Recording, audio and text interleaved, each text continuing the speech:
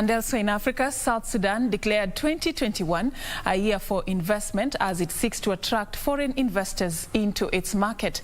This comes after the World Bank's report ranked the country the most oil-dependent nation in the world, coming 187th position out of 190 economies on overall ease of doing business. Details of this and more in the business news from across the continent.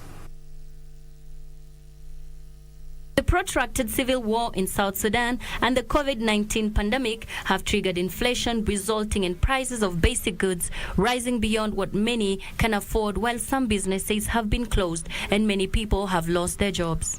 We declare today that is the investment year is part of the reforms in the economic sector.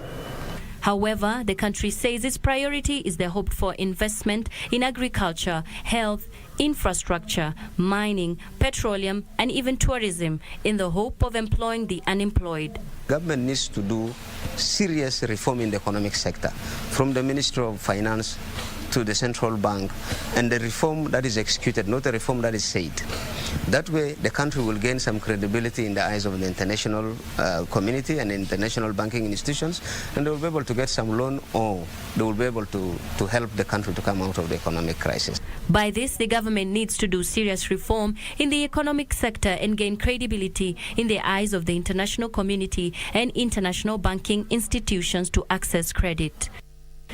Elsewhere, Uganda is in the final stage of negotiation with the Export-Import Bank of China to secure a loan of about $2 billion, which will finance the construction of a new standard gauge railway line that will boost its trade volumes by helping ease trade with its neighboring country, Kenya. Authorities say major construction works could begin in a year's time, and once the project kicks off, Uganda hopes it will create more work and also improve local revenues. Trade analysts argue that Uganda should take advantage of the proposed railway line to shift from being a net importer to an exporter by mobilizing their farmers and small-medium enterprises. Finally, Egypt's exports of gold and jewelry topped $2.4 billion in 2020, rising up from $1.392 billion in 2019, marking a 76% growth, which nearly doubles the exports recorded despite the negative effects of the COVID-19 epidemic.